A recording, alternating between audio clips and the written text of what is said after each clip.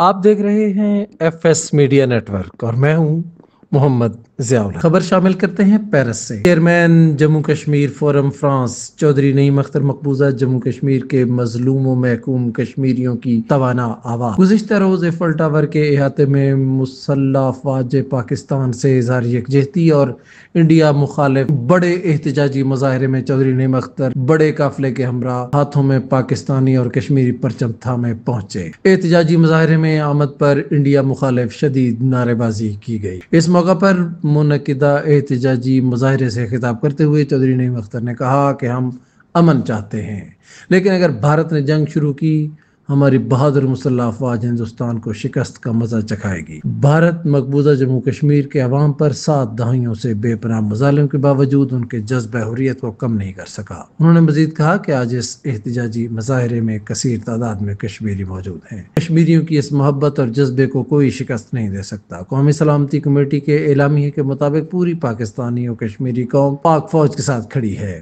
ہمارے لیے خوش قسمتی کی بات ہے کہ ہم ملک کی حفاظت کے لیے یا شہید ہوں یا غازی بنے گے۔ پاکستان اقوام متحدہ کی قراردادوں کے مطابق مسئلہ کشمیر کا حل چاہتا ہے۔